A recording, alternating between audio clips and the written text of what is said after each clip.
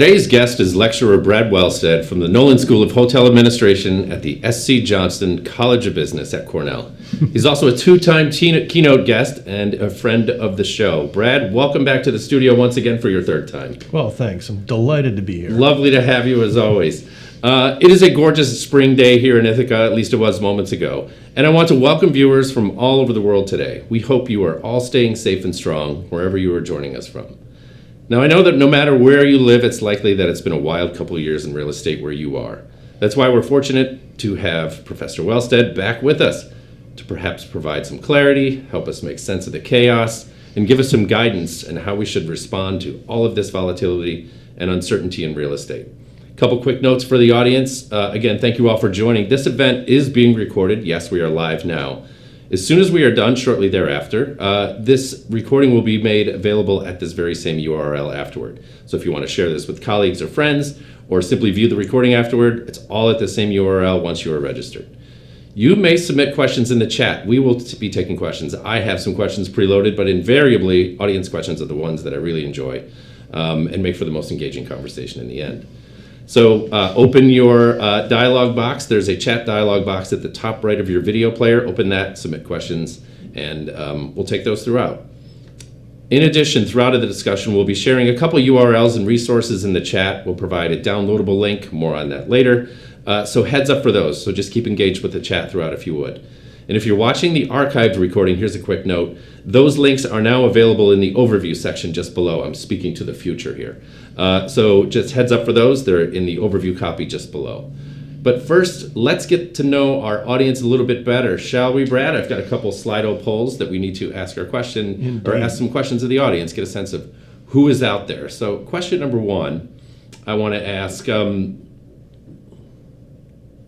yes, that's right. Sorry, quick instruction. You'll see a QR code there on the left of your screen. Open that up to shoot that with your smartphone. That'll open up the Slido question Q&A polling functionality, right?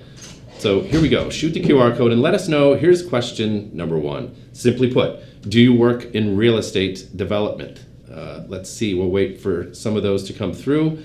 I imagine most people would. This is a relatively well, it's called real estate development, right? So I'm going to let some of these results come in, and we're going to have a follow-up question after this. So let's give these a few seconds to kind of process and figure out who in our audience. It's like watching the horse race. It is kind of like watching a horse race. We're 50-50, neck and neck. Looks like more no's than yeses, but from what I see here, it looks like it's fairly well balanced. Maybe we'll give it a moment to catch up. Yeses Good. take the lead. There we go. All right, yes is taking the lead here. Now we're creeping up to where maybe we want to be. All right, this is fine. This is sufficient. So a majority of the audience, something around 60% or so, are working in real estate. Probably some hospitality folks in here as well. Fun, part two. This one's going to be good. So this one's just a word cloud. I'm going to ask you to just tell us what you think is going on in real estate. Describe the current state of real estate development in a word or two. How would you describe it? Professor Wellstead, what would you be entering here had you had this Slido functionality? I'd say some kind of uncertainty. Yeah, without question. So we'll let the word cloud populate here. I would say certainly chaotic, unpredictable. You know, if we've learned anything from this pandemic, predictability is out the window, right? It's hard to see around corners. We don't, you know, there was a time there where we didn't know what was going to be happening 2 weeks later, right? And that was very anxiety inducing. And I'm sure when it comes down to investing money in real estate, twice as much so, right? It's, I mean, you step back and rethink everything. It's just like, you know, how is this going to affect? And especially when it was so focused on our own personal lives, you know, like everybody compressed into their internal selves as opposed to the external things that they were dealing with all the time. Yeah, exactly. Okay, so uncertainty, as though you prompted them, that's number one, but, you know, volatile, crazy, and unstable, turbulence, cost uncertainty, flux, supply chain issues. We're going to get into that a little bit. Then some were kind of hopeful, right? When will we recover? When will things evolve, right? Ambiguity, murkiness. All of the usual suspects we see here. Expensive, challenging, hot, difficult. crazy, insanity, and so on. So yeah, I think everybody's relatively on the same page. I think it's fair to say we all experience the same thing. I need to give everybody a hug. Yeah, right. All right, well, we're pretty well tuned. It seems like the right people are in the room. So Brad, I want to kind of back up a little bit. You have a unique career, right? I like to talk about it, or the way that we were talking about it earlier is it's kind of goes in 3 acts. Tell us a little bit about your unique career, how you ended up back at Cornell, and how you ended up here today in our studio. Well, sure. It's actually almost 3.5 acts. Okay. When you think about it. But yeah, back in the when the woolly mammoth ruled the world, I finished my architecture degree at Cornell and practiced architecture for almost 10 years.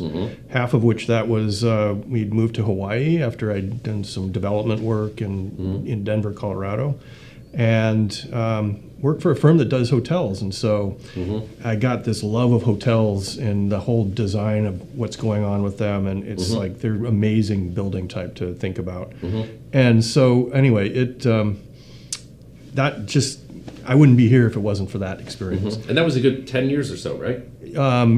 In Hawaii, we were there about 5 years. Yeah. Oh, I was thinking about Ethos Hospitality. Oh, yeah. But anyway, then it kind of shifted a little bit for me because I was working for people that in the development world as their architect, representing this firm, and I was like, I want to be that kind of person. So I decided to go back to graduate school and came back to Cornell, went to the 2-year MPS program at the hotel school, and actually added another 1.5 years. I made it an MS, so I wanted to write about thesis on sustainable tourism. And then we moved to Portland, Oregon, and my dream to have this project management firm to start this in hospitality. Yeah. But Portland didn't have any hospitality. I mean, they do, but it's not any big firms like that. We were moving there because it was a lifestyle choice. Yes. So I pivoted, started working with some large institutions. We got to be, I started a company called Ethos Development, now Ethos Project Management, and our whole client base was large institutions, hospitals and governments and higher ed and such. We were in charge of the projects that had too many zeros for their in-house people to feel comfortable with. Sure. So we got specialized in that and did that for, almost 15 years. And at a point there, it was like we sort of broke the firm up right before the big recession in 2008. Everybody thought we were geniuses, but we just partied the ways, and it was more coincidental than anything else. Yep. But I took a year off, and I just, what am I going to do? And I thought about starting a restaurant, and because I'm passionate about cooking, so this is the half career here. So a friend of mine talked me out of that, and he let me cook with him for a year or so in his restaurant in Oregon's wine country, and that just made me absolutely sure I do not want to start a restaurant. Yeah, tough lifestyle. So then the opportunity to teach at Cornell came up and the hotel school, and I've been doing that, just finishing my 9th year now, and it's given me a chance to really deeply think about a lot of the sorts of things that do happen in development relative to all the different parts of it that I've had in my career. Sure. And there's people out there that dig way deeper than I do, but I get this really nice overview of the whole process that I've been able to share with a lot of people and students. Speaking of sharing process, so, on a high level, you had kind of described to me, and we're going to provide some documentation for this, how real estate development projects are actually kind of constructed, project managed, developed, executed on, and so on. So I just want to let our audience members know here that we're going to drop a URL to a PDF. That's a useful tool, and it does provide a high-level kind of view on, it's a very dense document, on how real estate development projects kind of occur. So audience members, feel free to download that. I've provided a Drive link. You can all download this document here. So what are we looking at here? This looks like a multi-phase thing, 5 or so. Yeah, so this is something I came up with early on as teaching because I had to organize how these things get done. And it's funny when you do research, it's like every single one has their own difference kind of thing of it. But anyway, it organizes in 5 very clear phases, concept, finance, feasibility, planning, implementation, and kind of closeout and operations. Yeah. But it sets up then in this kind of gray bar below it that the flow chart of it, where you have this concept and you look at the, what it is that you do as a developer and what kind of things do you want to be working on, and you find a location that's appropriate for it, and you find a site, and then you go through a whole thing of identifying all the various aspects preliminarily with what this project could be. Then you look for the money for it, and there's a lot of overlaps in there, but you determine its feasibility. You spend a lot of time thinking about the target market, and you start working with the municipality, and you get the entitlements, which is the zoning permission to do things, and then once you get the entitlements, everything's kicked off. I mean, you've got the money in place, you've got the idea in place, then you design the project, you build the project, and you get people in there, you get it operational, whatever it is. It's a hotel, you've got, GMs and staff and marketing and all the people that are working through it, or if it's a office building, you're getting it open for your tenants, apartment building, same all have the same kind of similar framework. And so it's very linear, but at the same time, and everybody has a different way perhaps of approaching it, but all the steps will be the same. They may just, they just kind of move around a little bit sometimes. But I have the luxury of academia that can be linear. Yeah. So but it's, when you saw the word cloud, chaos came up. It is chaotic, it's difficult. Yes. And, so I have to bring that sort of organization to it just to say, then here's what the steps are, but you can mess around with them if you want, but here's how it works. Well, let's talk about this in the framework of the pandemic. That's going to be kind of our principal focus here, at least our jumping off point. In an earlier conversation that we had just days ago, you had kind of talked about the dynamics, kind of the generally reactionary dynamics, obviously, that characterize early phase kind of pandemic response in real estate. So what was going on in early 2020? We all experienced it. From where you sat, what were you seeing? What were you surprised by? Well, everybody went through it, and we don't need to dwell on that part, but this kind of, I looked at it like three different levels. Like this first level was when we did have this everybody isolated, insular kind of experience. And so, buildings shutting down, businesses shutting down, all of that. So, and then people just wondering what the heck they're doing and when can we get back to normal? And normal is a really hard word in this situation. In fact, real estate before late 2019 was actually, it was, cranking along at a very high, kind of almost too frothy level. People were, being successful, but it was like, wait, this is looking a lot like it was, a few years before. Yeah, right. Not as much, but the pandemic just catalyzed this whole switch to of that frothiness just shutting down. And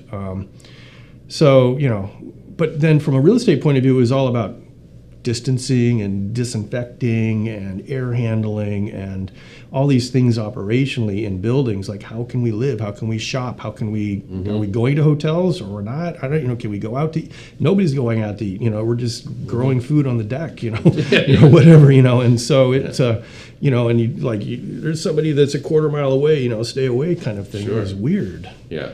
And so, it was almost like real estate just stops for a reason, But then the frontline workers, all of those still things had to happen. So I don't know. That's was the first thing, and the second part was then people refer to the big resignation, but I look at it as the big rethink. Yes. And like reconsidering things, and so things like what's going on with retail.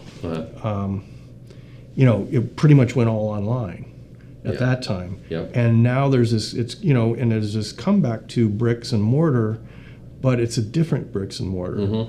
And I was reading just yesterday about how Amazon had one of its first down quarters, I think, or months, I can't remember exactly, but, where online shopping was down, and then it was more of a, people are going out wanting to do this. And there's we talked about revenge buying and revenge purchases. And the whole notion that we're going to be now thinking about, experiential aspects. Like what you missed was, I want to go touch the stuff I want to buy. Try on those jeans. Yeah. And so I think the brilliant people are thinking about, okay, that's what people want. That's kind of what they've always wanted, but they also wanted value, but they want relationship. They want to talk to somebody. They want to ask questions, perhaps. Not always, but yes. And so I've heard, several stores where people have the chance to go in and do all of that stuff, but they don't necessarily have to purchase it there. It's like they could still go do this, but these are the bigger brand type stuff things. And I think the independent stores are the ones that are actually even in a higher level of touchability, where it's somebody who creates this, the maker, that of these certain things, or is right closer to that part, which changes that whole aspect. So, and then there's things like industrial. It's like that's changed. There's like this whole, like, companies who provide things have outsourced all of their where are they going with it's third-party logistics. Instead of doing it themselves, they're hiring outsourcers. What would be an example of that, like in this context? We're like fulfillment, like the Amazon is part of that, for example. Okay, yeah. And so there's this huge need for dock space and warehouse space, which is causing industrial to be one of the real estate assets that's just really growing now. I see. And then hotels, oh my God, they just like struggled. They're still struggling. Yeah. And there's, the leisure side went really well. Extended stay went really well because, roommates needed to split up and not be in the same apartment. Sure. So they would go stay in an extended stay hotel. Sure. The whole nomad culture now, which has changed, with like, I can go live somewhere, and because if all I need is an internet connection. Sure. Why not? I mean, it's that kind of thing. The other parts of those change, like the rethink of now changing business travel, which is starting to come back. Yes. But Zoom, I think, really kicked it in the teeth. It's like... Sure did. But people are traveling differently. You and I were talking about this the other day. Right, yeah. Combining business and leisure, making it a thing now. Yeah, and it's been around a couple of years, the term bleisure, but, if I'm going to travel to LA for a thing, I'm going to set my meeting for Thursday morning. I'll fly out Wednesday night, have the meeting, and by the way, I'll stay the rest of the weekend just to hang out or do whatever. And, before it would be like, no, you're back on a plane to, get back to work. Sure. And so that kind of changed. What about hotel real estate development? I mean, things just stopped, right? Pretty much, yeah. Where are we at now? I mean, about the future? interesting, construction, they finished up projects. Yeah. And, because construction was considered front line. But at the same time, what happened is new projects got put on hold. And the reserves, the money that is saved from operations every year, 3-4% of revenues, actually didn't get saved as much. This was from talking with people at our annual conference at the hotel school. Okay. And so now there's these things called PIPs, which are property improvement programs for hotels that the brands enforce. Like, if you want our brand, you got to keep it up to stay. Yep. And there's going to be this huge bolus of renovations to fix up all these hotels that haven't been over the last 2 or 3 years. Sure, right. And, there's all these things going through the economies like that. So who's going to pay for that? That's the thing, because those capital reserves were sucked out to keep operations going, even at a small amount, because they were at 20% occupancy. Right. And pricing is hyper competitive now. Just trying to get whatever shares out there, right? Yeah, right. Yeah. And then offices, oh my gosh. That was the one I couldn't wait to get to. Here we are working together, right? Yeah. It's been a while, but we're all here in the office. Yeah. Several of us working. This is a new thing. Yeah. It is. It's a little weird. Yeah, it is weird. I think a lot of people, like this conference I was talking about, it was like all these people together. You're like, ugh. Super spreader feeling. Yeah, a little bit. Yeah. But what's going on in the offices, right? So, New York's kind of like the prime example, right? Right. We think about that as being just the worst case, right? We had... Yeah, I mean, there was this huge flight out of the urban centers. Yep. And we started this whole trend of like go to the suburbs and go to places like Ithaca, for example. And it's like, I'm done with the city. Yes. Because it was a horrible experience for them in the early, first, second quarter of 2020. Sure. And so then there's like the real estate are like, ooh, we have all these new population because real estate's driven by new population growth, and it's like all these people fleeing the big cities. Well, okay, that happened, but now they're going back. So that's, there's back and forth on this kind of thing. But I think there's, it's still a dynamic that is part of what's happening in the non-urban areas. But anyway, more specifically in, say, office buildings, it's the hybrid work situation is, was again this big rethink. Not so much the resigning, but I don't need to. I can work remotely, and I can be productive, and I can have a lifestyle that's different. And this isn't anything new to anybody at this point, but how real estate reacts to that. I mean, I've been thinking about this very deeply, a lot for a while. It's like, how is it that we need all these huge office spaces when people are being so much more flexible? And, there's the reaction of leadership of these firms is a wide spectrum. Yes. Some are like, I need butts and seats. Yep. Others are like, some of the big tech companies are like, yeah, we're hybrid for the rest of our lives. We'll save on energy costs in our office. And right. I mean, it's like just that. transfer of stuff. It's just like, we saved money on business travel because we could do it over the internet. Yep. And so now we can save money on our office space. Right. And I was looking at some stuff about design in, what's happening in this. So initially it was all about adding more space because we needed separation, pandemic driven. Yeah. But now it's being not so much that. It's driven now more about flexibility and not having your own office and coming in and using the time when you're in the office for collaboration. And I was just reading another article about how face-to-face collaboration is enormously more effective than Zoom collaboration, which, we were forced to do it, Yes. a year ago. Right. But now it's like the value of being face-to-face in these certain situations is more critical. And so how do you create that kind of space? So does it compress more? It stayed almost the same as like we have less people, but they needed more space because of separation. But now it's like there's a level of how do these things get combined to reinforce the notion of what businesses do need for creativity, for growth, for innovation is through the collaborative processes. Yeah. In addition to the infrastructure of just the day-to-day stuff. So it's that's still yet to be seen. And there's also the dynamic of a lot of leases are coming up in the next 1 to 2 years. And not only that, but there's been less showings, which is one of the canary in the mine things about what's the demand going to be like for new space. Agencies track this stuff as a key data point. Yep, absolutely. And so businesses are rethinking, okay, what does my new office space look like?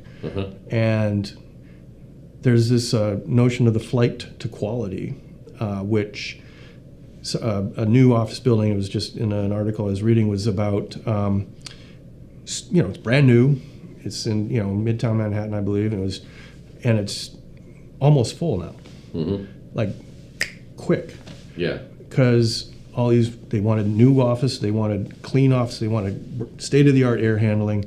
Yes. They wanted something brand shiny new, and not only because of second-tier pandemic concerns, but also we need to do something to incent the employees to want to come back and be part of our headquarters or our work areas. Sure.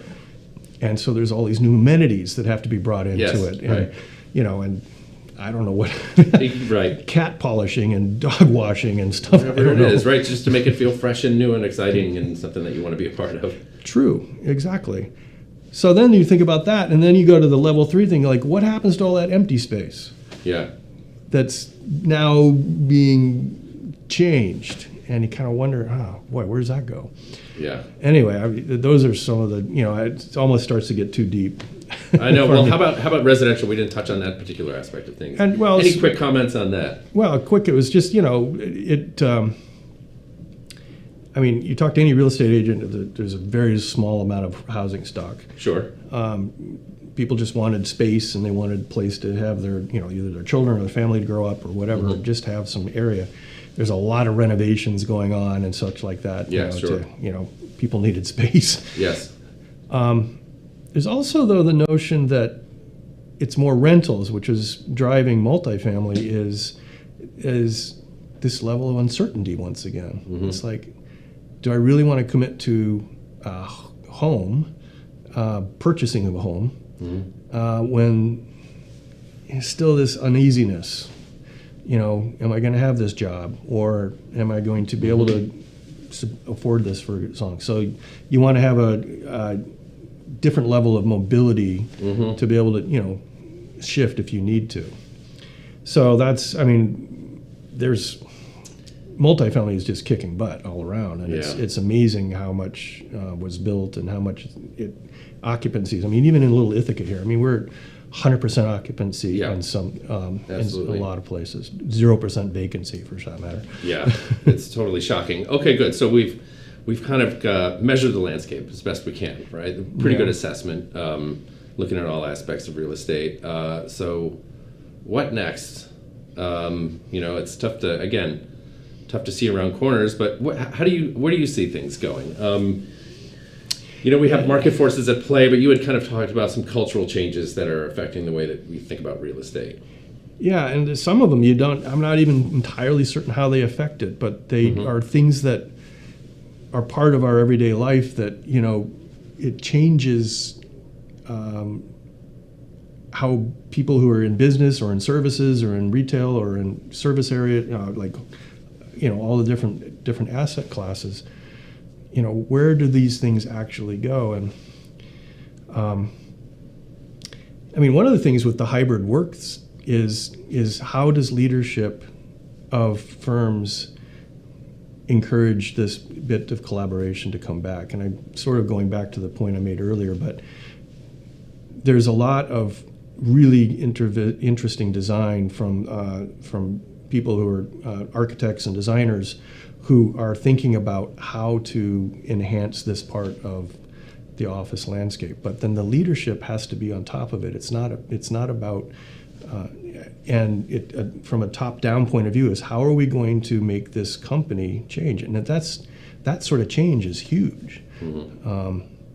And developing the trust that maybe needed to evolve, so that people can feel that they're really encouraged and hopeful and want to be productive in the meaningful aspects in their life. All of these things are things that you want to try to somehow embody into these new office spaces and work areas. And another dynamic which is interesting is that I had dinner last night at a restaurant that I enjoy very much. I used to go there every week before pandemic, and reopened not that long ago. And he said that customers now are changed. They're trained to think about what are the rules that I have to comply with. Do I need to be wearing a mask? Are you going to, how do you want me to act in here? There's, when I teach in school, we still wear masks inside, and, if you're in the restaurant area in the hotel school, it's like, if you stand up, mask is on. Yeah. There's, none of this, none of that, but out in the real world, it's a little different. But, he was the owner of the restaurant who I'm, have known for a while. He's like, I'm doing pretty well relative to, and actually slightly better than I was pre-pandemic, because I have less labor and I have more control over how many people I allow into the restaurant, and I can focus on giving better service. And I think, wow, that's interesting. So he can actually meter it from the point of view of service, and because of less people, because this labor shortage is huge. Yes. But they're doing, so they've managed to shift and pivot into a thing that makes a lot of sense. So that's a solid thing for restaurants and retail from a lease retail space point of view. And if somebody can embrace that notion as a business owner, they can commit to a higher level of, or a longer lease. They can be, it's more their market. Whereas before they had to just bend over backwards for everything.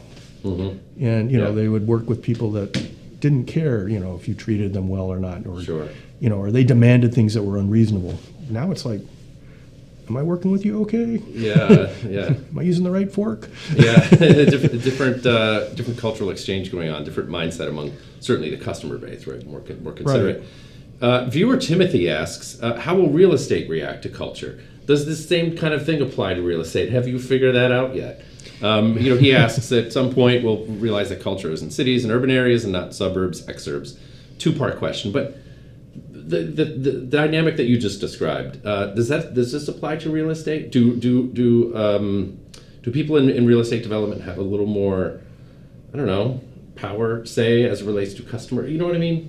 How do the customer expectations versus service provider thing play out? The key from what I talk about a lot in the process is the key is understanding the market you're working for, and who are the people that are coming to be, to use your asset. Yes. Office, retail, housing, whatever. Sure.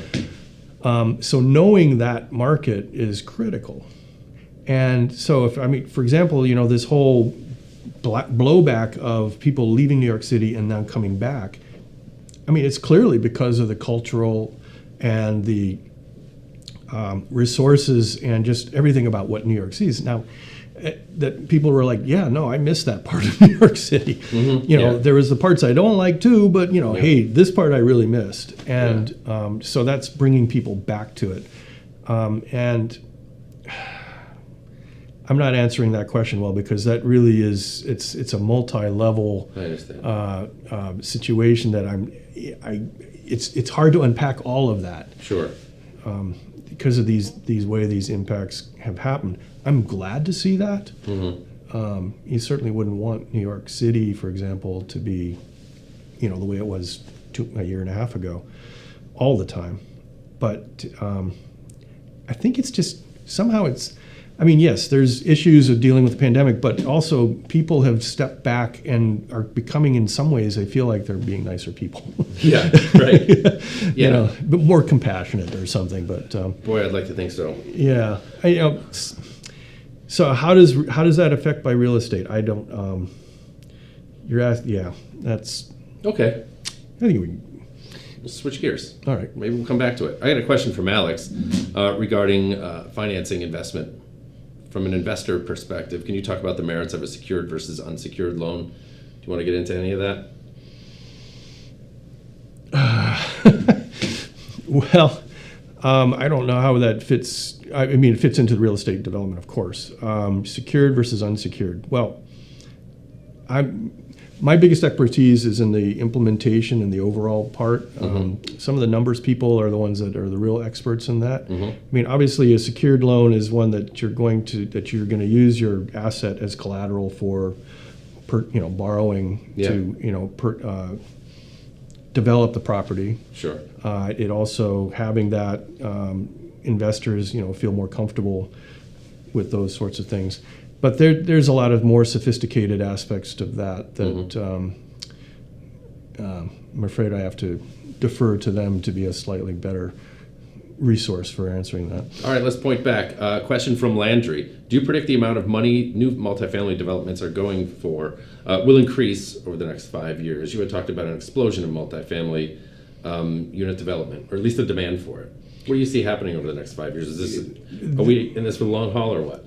The demand is continuing to grow. I think it's definitely plateauing, though. It's not shooting skyrocket still, is from what the things that I have seen. And there's a lot continues to be, at least in the markets that I'm most familiar with, continued construction, but it is, there is a point in time when, the demand is going to, or the supply is going to begin supplying the demand that is there. It's not going to go forever, as usual, but part of the real estate cycle, right? Sure. It's just how that goes. So there's, you look at the prognosticators for, real estate, and they've been saying, and they keep pushing it out, a quarter at a time, every time. Well, when's it going to be back to whatever, normal?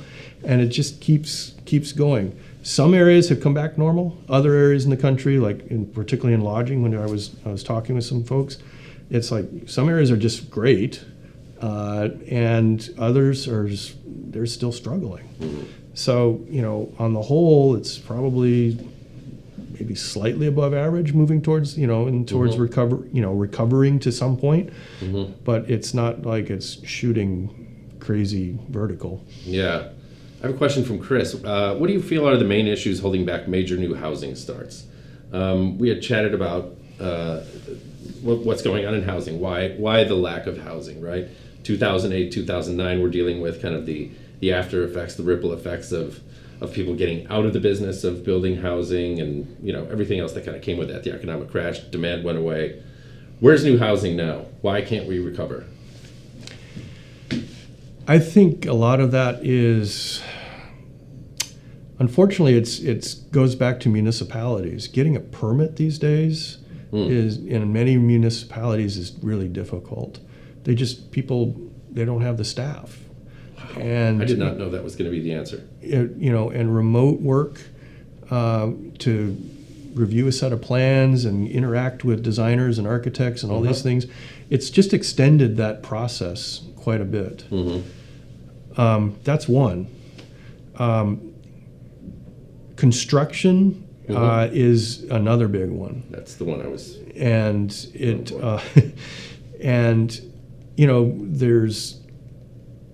that's from 2 points, both labor and the supply chain, and lots of projects have been put on hold, just because. Why are we going to put ourselves through this brain damage of trying to figure it out? And this is really where I do end up doing a lot of thinking about how do you develop a project in this level of uncertainty. You had talked about drawing it out a little bit. Yeah. I mean, it's easy to say, well, it's just longer, but then it's like a project takes 4 years. Wow, am I certain about that? No, not so much. But right now it's like, really, is it 4 years now, or is it 5 years? I mean, is it, where am I going to be able to get the answers I need to make these kinds of, because you're making this 4, now 5 perhaps year commitment to a project, and you're not really sure about the last half of it, because what's going to happen? So I think that in addition to the, pre-pandemic, I mean, I think the average construction worker was late 40s, early 50s age. They're not coming in. They're not coming into this, and so now there's even just lack of, and this was even pre-pandemic. It's I watched a building just downtown here in Ithaca sit idle because they just didn't have labor to different subcontractors and so on, because they couldn't get the people there, and you're just like, wow. So that, talk about uncertainty with that. And then, and I did touch on supply chain, but also it's like, how do you get the materials here? Speaking with a developer a few weeks ago in Miami, they have projects all over the country that are being held up because there's no cement. And cement is a critical component of concrete, which is a critical component of most real estate development, especially in the commercial level. And cement it's the glue that holds concrete together. And a lot of it is made overseas. And I'm remembering this correctly, it's in Turkey. Okay. And this guy was actually looking towards, how can we buy like a whole bunch of cement and get it over here so we can build our buildings, because it's taking too long to get here. Wow. Like, short circuit that whole thing. Let's just buy a container ship of cement and deal with it. Plus more, because you could probably sell it pretty cheap. Not cheap, like you could get it and then you could sell it at a major profit, I should say. Which is kind of brilliant thinking, really.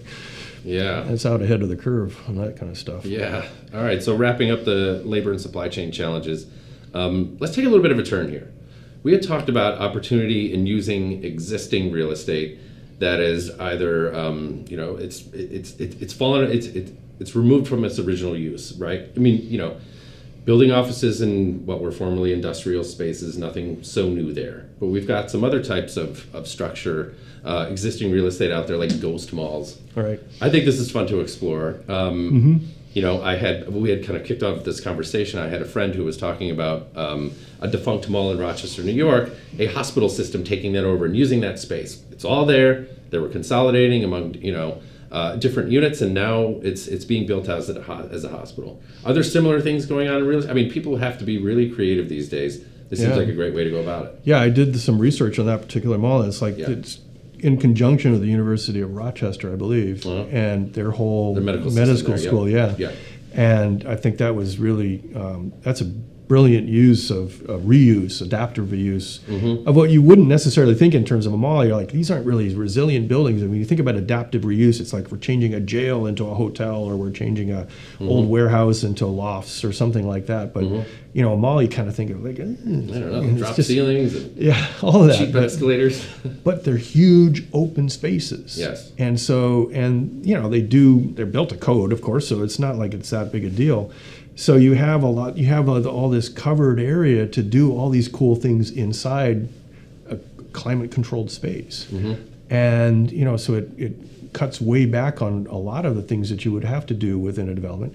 And, you've also got, for a lot of malls, massive parking lots. So you got additional developable space, land, to do other things, which I looked at the master plan on that one. They had not only using the mall spaces and renovating inside, but building buildings as conjunction with that next to it. And you're just like, because the hospital, it's a super specialized building. There's a lot of, systems that would be hard to cram inside a mall.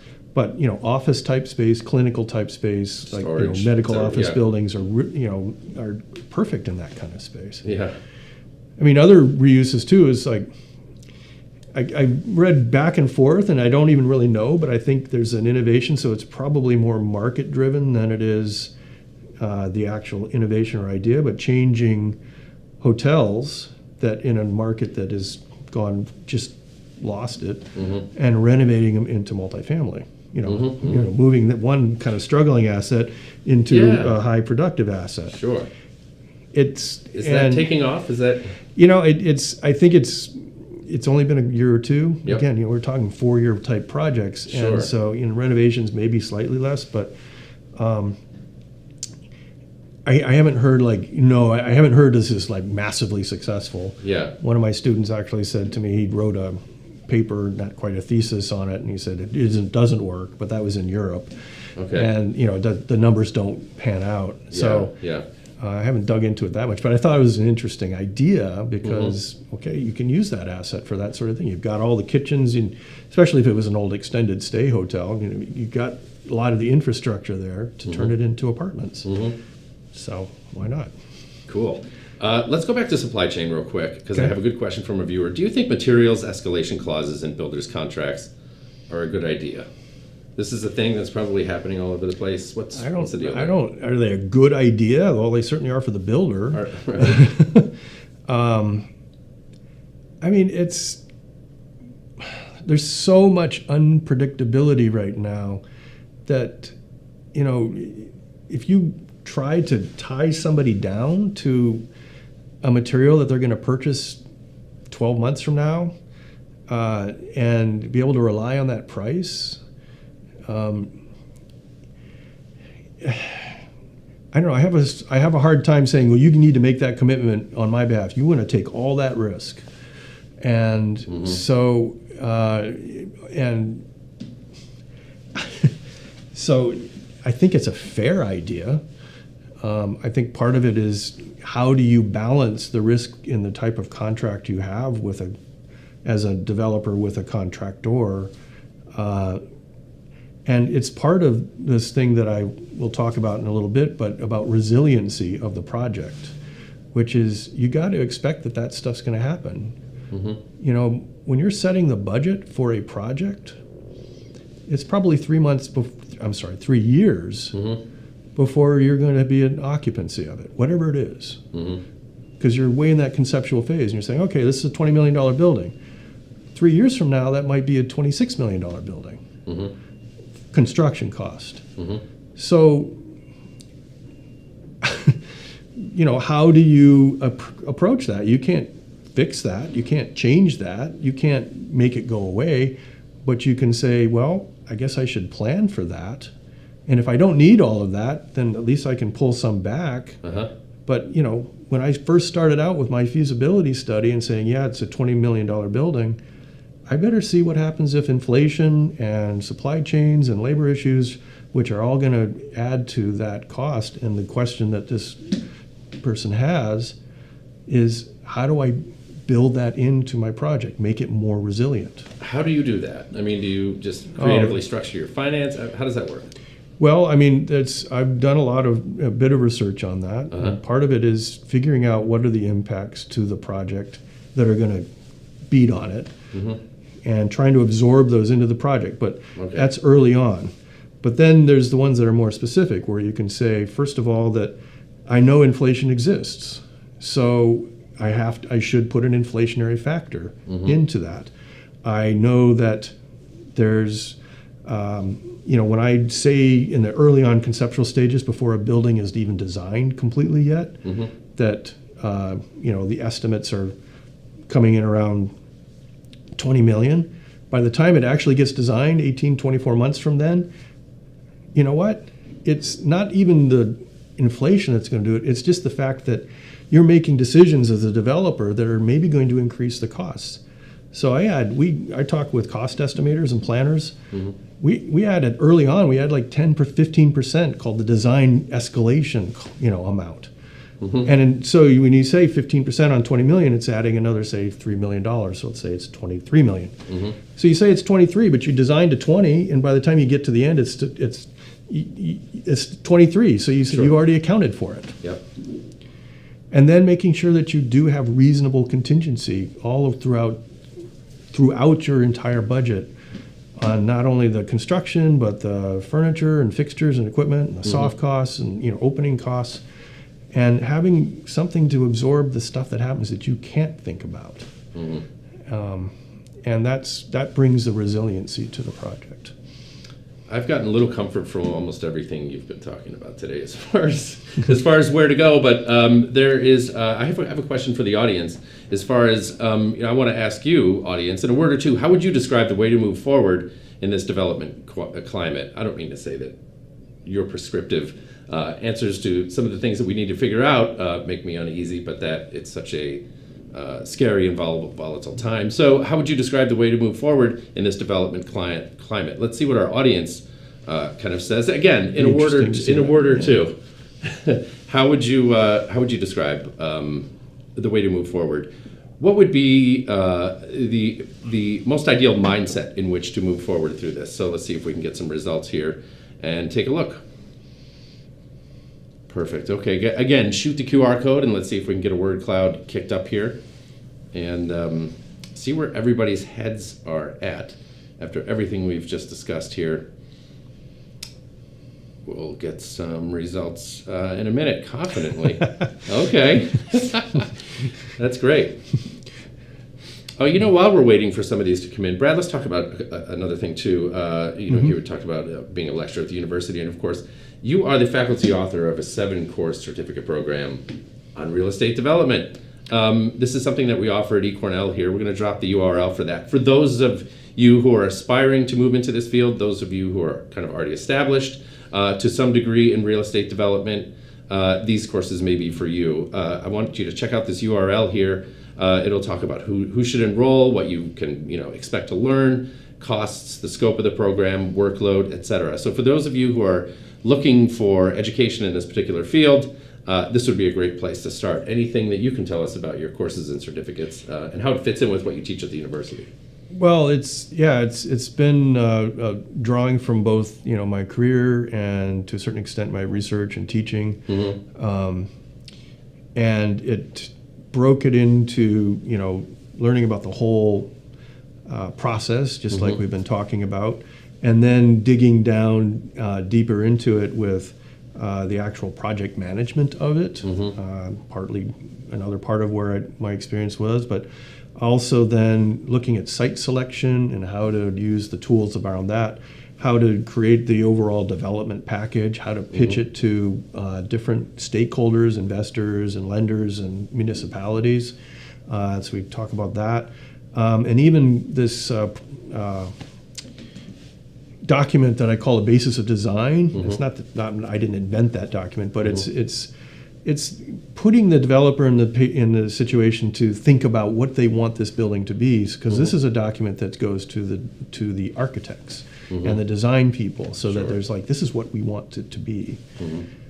And then the final course is actually about what we were just talking about, the whole resilience thing, and how do you do it. And we use some case studies that are kind of a little out there, but they just try to figure out like how would you address these things that just come and either knock your knees out from you or kick you in the teeth, when you're in the middle of construction or during development, and all these things. And so it teaches you about all these different aspects of how to make things more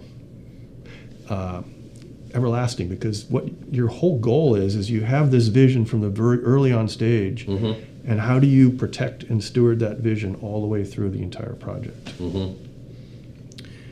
So perfect, good. Let's look at some of the. Thank you for getting us through that, or describing the certificate program. Look like everybody's risk aware. They all got risk aware real quick, because that was pretty well balanced across. Some interesting things, some notes here. I don't know anything jump out at you, Brad, but the informed, cautious, rational. How do we think about this kind of thing? Because we didn't really get into risk too much, and the opportunities that are kind of inherent in risky situations. Well, when you say risk, I look at it as this part of this answer is the resiliency, building resiliency around it, because I look at it more as impacts. Because there can be, risk has always got this negative connotation of threats, which is true, but there's also opportunities.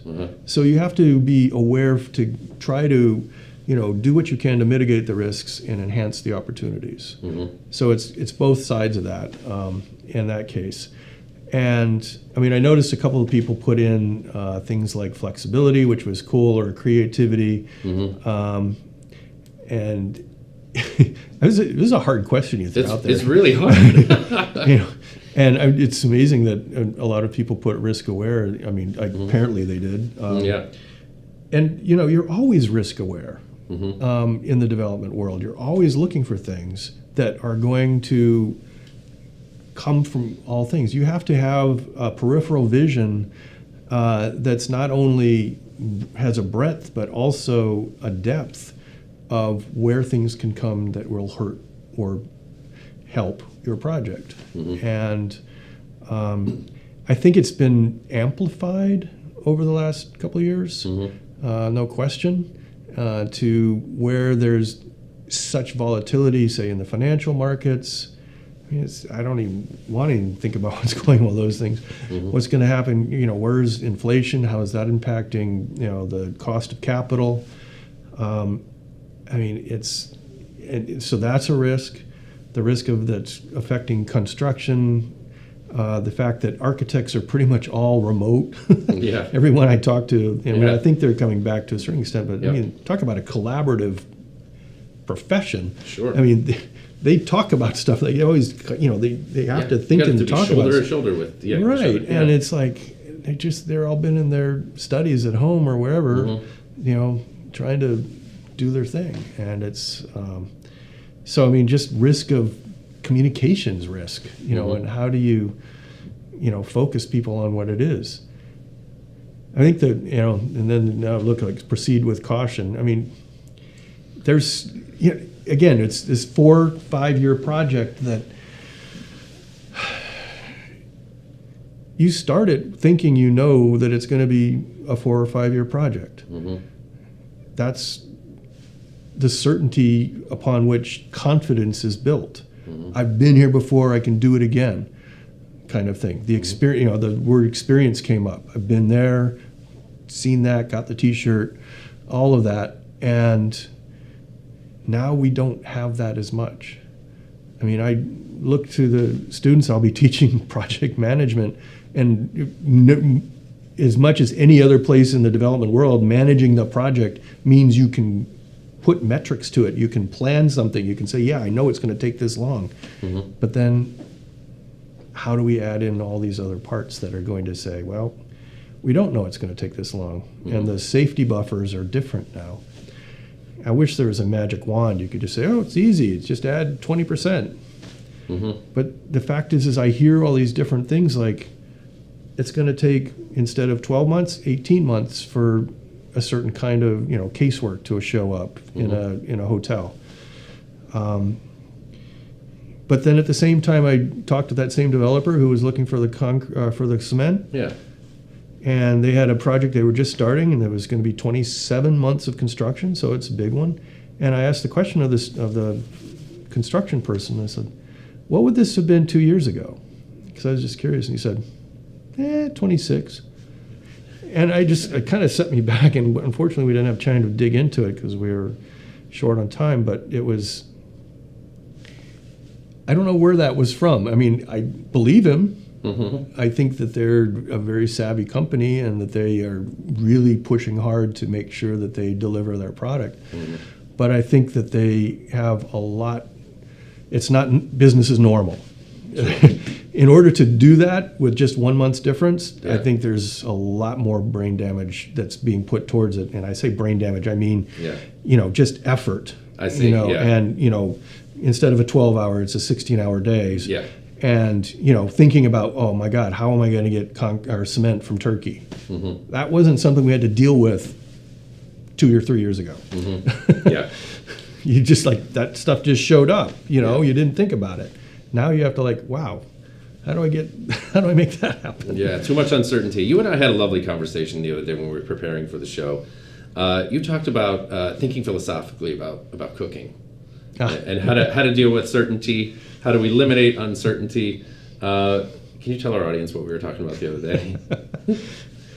It was just one of those things that I flashed on. I was like, I think the reason I enjoy cooking as much as I do, which is a huge part of my life. Yeah. I'm even called Sketchy Chef on Instagram. It's my thing. All right. But I think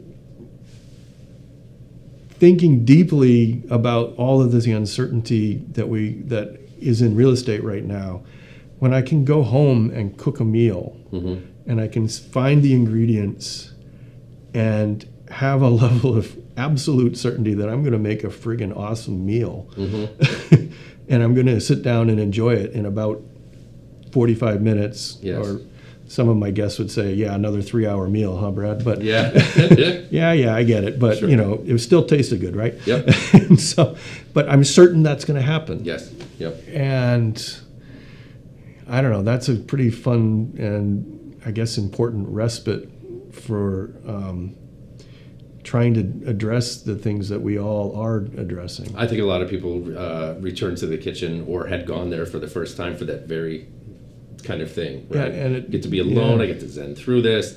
I can control the variables. It's not that my oven's not going to go to 350 and max out at 240 for some reason. You know what I mean? You can control all the processes. Right. You know what I mean? Yeah. Nobody else can come in unless they're... I just kick them out of the kitchen anyway. So. Sketchy Chef on Insta, by the way. All right. Well, I want to thank our audience for joining us today. Again, for those of you who are viewing this live, of course, we have shared some resources in the chat. If you missed any of those and you want to view the recording afterward, we'll put some of those resources, including Professor Wellstead's 7-course certificate program, in the overview just below. And I believe we also shared the download for the PDF, the project real estate development framework, rather. So I want to appreciate these questions. We had a lot of really good ones, and I want to thank all of our audience members from all over the planet for joining us today. Professor Wellstead, always a pleasure. Have a great weekend, okay? Thanks a lot. All right, you bet. Big fun. Thanks, everyone. Take care. Stay safe, stay strong, and have a great weekend. Thank you so much.